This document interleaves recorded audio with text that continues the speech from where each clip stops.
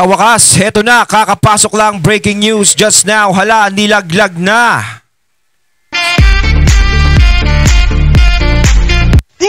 Ayan, syempre itong balitang ating matutunghayan ngayon ay nagmula kay Pinas News Portal. At ito po ang inyong lingkod na si BT na magbibigay ng reaksyon at komento dito sa video na ating matutunghayan ngayon. At huwag na natin pagtagalin at sabay-sabay na nating panoorin ang laman ng video na hatid sa atin ni Pinas News Portal at bibigyan natin ng reaksyon ang balitang ito. Pasok! Bigyan natin ng reaction opinion ang post ni Professor Malu Tikia. Ayun, syempre bago natin simulan ang video ito, nais ko nga pala magbigay ng credits dito sa boses na madidinig natin ngayon at bibigyan ng reaksyon. Walang iba kundi si General Macanas. Syempre huwag niyong kalimutang suportahan ang channel ni General Macanas, mga katunay. Pakibisita po yan at huwag niyong kalimutang mag-subscribe at mag-follow para maging updated po kayo sa mga vlogs, reactions at sa mga balita na hinahatid sa atin ni General Macanas. Ayan po yung The General's Viewpoint. Pagpatuloy natin. Isinare lang ni Professor Tikia ang post ni Adolfo Mortera. Pero, basahin ko ang title. Bakit ang pahayag ni former Secretary Pangandaman ay lalong nagpapatibay na ang Pangulo ay may primary responsibility? Aba. By Attorney Arnedo Valera. So, mayroong magandang paliwanag ni Attorney Arnedo Valera, isang PhilAm lawyer na nakabase sa US. Excuse me. Sinasabi na yung mga pahayag ng dating budget secretary hindi niya siguro sinasadya, kaya lang idinidiin niya ang Pangulo. Nilaglag niya, unknowingly nilaglag na niya ang Pangulo. Ang pahayag ni Budget Secretary Pangandaman na lahat ng so ibig sabihin nagsalita na rin to si Pagagdaman. Pagagdaman ba? Ayun. 'Di ba ito yung mga nawala, 'di ba? Ito yung kasama ni Bersamin ba? Correct me if I'm wrong, mga katunay, 'di ba? Yung pareho silang naalis. Parang tama ba 'yon? O umalis, umalis, inalis, ilis, alis. So, unti-unti nang mga nagsasalita at unti-unti nang may nalalaman na hindi naman dapat malaman, na hindi nila dapat ipaalam na naaalaman na. Yan kasi ano? Appropriations ay ordered by the President ay nasa National Expenditure Program. Litin ko, lahat ng appropriations ordered by the President is in the National Expenditure Program. Yung statement na yun ay malinaw na layuning pinapabulaanan ang aligasyong may 100 billion insertion sa BICAM. Ngunit, kung babasahin ayon sa itinakda ng saligang batas at mga umiiral na batas sa budget, ang mismong paliwanag niya ay hindi depensa. Sa halip, ito mismo ang naglalagay ng direktang pananagugutan sa Pangulo. So, ibig sabihin na yung sinasabi niya hindi depensa yon. Ayan, inulit natin. So, parang ito talaga na sinasabi niya dito na ito naman talaga yung tunay na nangyari. Ito naman talaga yun. 'Di ba? Kung baga, hindi para depensahan yung sarili niya dahil parang sinasabi niya rito, sinasabi niya lang yung katotohanan. Sa Mariskulita, nagsalita ang... Alam nyo kasi sa totoo lang talaga, di ba? Lahat naman siguro ng mga transaksyon na dapat mangyari or what, kung ano man yan, syempre, malalaman din naman syempre ng leader yan. Ayan o. Di ba? Hindi naman pwedeng hindi malalaman. Pwera na lang talaga kung talagang niloloko talaga yung leader o yung Pangulo, di ba? Na hindi pinapaalam sa kanya. Pero kasi syempre, ang nagiging katanungan dito natin, sa tagal ng panahon, no, sa tagal ng panahon na nagkakaroon ng mga ganyang klaseng problema, bakit ngayon lang yan nalaman? 'Di ba? Bakit ngayon lang? Ibig sabihin, kung kailan nagbaha, kung kailan lumubog ang Pilipinas, nilamon ng baha, maraming naging biktima, saka pa nalaman. Paano kung hindi bumaha? Kawawa naman yung susunod na administrasyon na susunod. Hindi sa akin lang ganun, 'di ba? Ibig sabihin kasi kapag hindi bumaha nung mga panahon na 'yon, kasi 'di ba, nagkaalaman niya nung nagbahaan, nung nagbagyuhan. 'Di ba? Hindi naman ma-open yung mga budget na 'yan, mga flood control project. Mga hindi naman ma-open 'yan eh. Kung hindi nagbaha, parang syempre, siguro yung mga nabisto, sinisisi nila, bakit kasi nagbaha ka pa? Hindi mo muna tinapos yung 2028 bago ka magbaha. Parang ganon. Parang binisto na. Hindi yung taong bayan na nakatuklas, no, ng ganyan, kundi yung mismong baha. Talagang inilahad na nung baha para matuklasan nyo. Ganon ang nangyari. So parang ang mangyayari noon, kung hindi pala nagbaha, wala tayong kaalam-alam. Diba? Wala tayong kaalam-alam. Malinis. Pero ang magiging kawawa niyan, alam nyo kung ano, yung susunod na administrasyon. Kasi siya yung sasalunon. Sa kanya siya sasalunon eh, di ba? Kahit sabihin natin na ganito, ganyan. Ay, pero siguro mapapaimbestigahan niya rin yan, ganito. Kaya nga siguro ayaw din nilang manalo si BP Sara. Dahil baka mamaya pag naupo si BP Sara bilang presidente, syempre, kapag mayroong mga ganyang klaseng anomalya na nangyari, talagang pag-iimbestigahan ng bagong administrasyon yun. O posibleng maging pasanin din. Yun nga yung sinasabi kong kawawa yung susunod na administrasyon eh. Magiging pasanin din niya yung naging problema nung nakaraang administrasyon. Kaya buti yung baha, no? May maganda rin na idulot kahit papaano, pero napakasama talaga. Dahil marami tayo mga kababayan na nasalanta dyan at maraming naging biktima. Pero kung di dahil din sa baha na yan, hindi natin malalaman kung ano ang mga nangyayaring hokus-pokus. Dating budget secretary, dinidepensa niya na walang insertion dahil lahat ng ulitin ko, lahat ng appropriations ordered by the president ay nasa net. That was not a defense. Di ba yun yung sinasabi ni Lacson? It was an admission na itong nangyayari ngayon, kung ma-flood control anomaly, ang primary responsible, ang may pananagutan ay ang presidente. So, unknowingly, nilaglag niya na ang Pangulo. Napakaganda po ang paliwanag nitong batikang abogadong ito. Parang gano'n na rin talaga. Parang gano'n na rin. Parang sinasabi na hindi naman kami, kumbaga, ito lang yan eh. Hindi naman kikilos, di ba? Sinabi ko nga dati, hindi naman kikilos. No? Hindi naman kikilos ang trabahador kung walang utos ng manager. Hindi rin kikilos ang manager kung walang utos ng presidente ng kumpanya, yung may-ari ng kumpanya, sa isang kumpanya. Hindi ko naman sa pinaparatangan ng Pangulo. Ayokong magparatang hanggat maaari. Hanggat maaari, ayokong magsalita ng kahit na anong bintang sa Pangulo. Dahil sinasabi ko nga, sabihin nyo na sa akin kung anong gusto nyo sabihin sa akin, pero ako, may respeto ako sa mga naging leader ng bansa. Pero, no? Pag hindi ko gusto, hindi pa rin ako kasalita. No? Kasi ayokong maging judgmental na ganyan. No? Gusto ko na lang magising. No? Magising siya. Sa katotohanan. Ano ba ang katotohanan? No? Hindi ko tuloy masabi. Hindi. Sinasabi ko dito, binibigyan ko lang din ng katwiran. Siguro ito yung sinasabi natin na sa natitira mong 3 taon. Siguro ito na yung pagkakataon na linisin ng iyong pangalan. Pero para sa akin kasi, yung mga kinasasangkutan o sinasabit siya is ilalaban yan. Ilalaban niya pa rin yan. No? Hindi ko naman direktang sinasabi na meron siyang pagkakasala. Pero siguro hindi rin naman parang mga tanga to para magbintang ng kung ano-ano, lalong-lalo na. Hindi lang basta-bastang tao yung pinagbibintangan nila.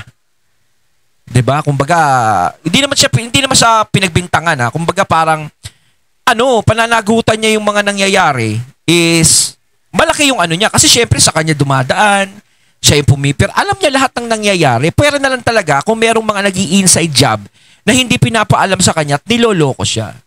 'Di ba? Yun talaga ang mahirap doon. Yun yung talagang wala akong kinalaman diyan kasi hindi ko alam na may ginagawa pala silang ganyan. Pero ang tanong din, kung ibabalik, hindi mo pala alam na may ginagawa silang ganyan. Bakit hindi mo nalaman? Syempre bilang mararamdaman mo yun. 'Di ba? Nasa posisyon. Mararamdaman mo, nasa posisyon ka, mataas ka. 'Di ba? Ibig sabihin lang kasi nun hindi ka naging hands-on. Yun na lang siguro ang sasabihin natin diyan at sasabihin ko. Yun ang nakita ko. Hindi siya naging hands-on sa mga naging tao niya. Hindi siya naging hands-on sa naging pamamalakad niya. Kasi kung naging hands-on ka, walang makakalusot na ganitong klaseng anomalya. 'Di ba? Kaya sinasabi ko, hindi ako nagpaparatang, yun lang ang sinasabi ko na hindi ka lang naging hands-on. No, kung naging hands-on ka, sigurado maaga pa lang 'yan. Wala na yang mga yan, maaga pa lang yan, nabisto na yang mga yan. O, binigyan natin ng katwiran, mga katunay. Ako naman nagbibigay ako ng katwiran at pagkakataon. Hindi tayo basta-basta, ikaw pala yun Kurap ka pag, hindi tayo ganun. No? Balanse pa rin tayo kahit papaano. Paliwanag, attorney. Pasabihin naman ng iba, natatakot ka lang, hindi ako natatakot. Diba, binibigyan natin ng katwiran lahat ng bagay. No? Pero si Trililing, hindi ko mabigyan ng katwiran kasi wala nang katwiran yun Nedo Valera. Isa sang lawyer sa Amerika ang isang pangunahin niyang tinutulungan niya ang mga kababayan nating Pilipino na may mga problema sa immigration. Basta, ang daming problema sa immigration. Siya po ang tumutulong. Talagang napakabait, saludo ko sa abogadong ito. Ito ang paliwanag. Narito ang isang masusing paliwanag batay sa batas at jurisprudence. Number 1, ang NEP ay hindi dokumento ng DBM. Ito ay dokumento ng Pangulo. So, may isinite siyang mga Article 7, 19. So, may basihan. Hindi ko na lang basahin dahil mahaba. Kaya, nang sabihin ni Pangandaman na lahat ng appropriations ay ordered by the President, malinaw na, number 1, ang pinag-uusapang proyekto ay mula sa utos ng Pangulo. Itong mga... So, ibig sabihin, talagang puro utos niya talaga yun. Ba? Ghost project, substandard project. Kumbaga, yung narinig natin na ang utos ng hari, hindi nababali, yun na ba yun? Bigyan pa rin natin ng katwiran, baka hindi yun. Sabihin ng mga nanonood sa akin na RCBT, di mo maintindihan. Lagi nilang binibigyan ng katwiran yung mali. Kahit pa paano, sige, bigyan natin ng tama. Bigyan nyo naman ng laban. Kumbaga, kung hindi sila nagbibigay ng side nila, tayo magbigay ng side nila. Siya ng Pangulo kasi nasa NEP Number 2, ang DBM ay pagpatupad lamang. At number 3, ang NEP mismo ang pinagmulan ng mga proyektong iniimbestigahan sa Senado. Correct. Ay, nako. Ang galing. Hindi ito pang-absuelto. Ito ay pag-aamin ng pinagmulan. Doktrina ng Qualified Political Agency. Parang hindi niya nililigtas yung sarili. Kilos ng kalihim ay kilos ng Pangulo. Kumbaga, yun sinasabi ko, kung ano yung utos ng may-ari ng kumpanya, yun ang sinusunod ng manager. 'Di ba? Kasi siyempre, mga tauhan lang yan 'Di ba? Mga tauhan lang yan. Hindi naghihintay ng command yan. Hindi naman pwedeng tauhan mo ang gagawa ng sariling galaw nila. Aba, masisiba ka. 'Di ba? Hindi rin pwedeng sila ang gumawa ng sarili nilang kilos. Kumbaga dito is hindi niya nililinis ang sarili niya. Parang ganon. Pero inaamin niya na parang lahat ng mga ginagawa namin ay ayon sa utos. Iyon, parang ganon. Parang ganon. Bigyan natin ng katwiran uli. Sige. Malay Malay natin, baka mamaya hindi naman yun na nag-utos, iba yung nag-uutos. Kasi 'di ba, kung maaalala natin, parang meron pang mas humihigit kumilo sa Pangulo, 'di ba? Sa pagkakatanggal kay Bersamin, 'di ba? Hindi naman galing sa Malacanang ang utos, parang sinabi doon na parang sa ibang tao, 'di ba? Sa ibang tao nang galing, iba ang nagsabi kay Bersamin na parang go!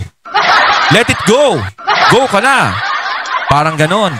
Eh baka mamaya hindi rin natin alam, baka mamaya ganun din yung tao na rin yun na naman ng ano, yung outsider na namang yun ang gumawa. Oh, yan ha, binigyan natin ng katwiran ha. Oh.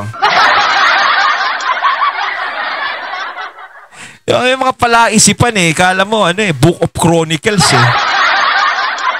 Mula pa sa klasikong kaso, mayroong kaso dito sa Supreme Court. Villena versus Secretary of Interior, Carpio versus Executive Secretary, 1939, 1942. Ito, mga jurisprudence ng Supreme Court. Ipinayag ng Korte Suprema na ang mga kalihim ay alter ego ng Pangulo. Ang kanilang akto ay akto ng Pangulo, maliban kung tahasang pinawalang bisa. Sa pagdepensa ni Pangandaman sa NEP at pag-angkin na ito ay ordered by the President, automatic na, number 1, na ikabit niya ang buong responsibilidad sa Pangulo. Kung tama ang NEP, kanya yun. Kung mali, kanya pa rin yun. Dahil ang batas ay hindi pumapayag na piliing aminin lamang ang mga akto kung pabor at itanggi kapag may kontrobersya. Next, public fiscal law. Ang budget ay responsibilidad ng Pangulo, hindi ng BICAM. So, may mga isinight na naman dito kasi kung tutusin talaga, malaki pa rin ang responsibilidad niya sa mga nangyari. O hindi pa rin natin sasabihin na di ba? Pero malaki pa rin ang responsibilidad niya. Dahil ito para sa akin, sa nakikita ko, ito yung parang syempre sa naging kapabayaan. 'Di ba? Uulitin ko, kung naging hands-on, walang mangyayaring ganitong bagay. 'Di ba? Number 4, ang pahayag ni Pangandaman ay umaayon pa sa testimonya ni Saldico at iba pa. Yun lang. Oo nga parang gano'n napansin ko parang syempre utos, parang kay Saldico kasi sinabi utos, ito gano'n din, utos din.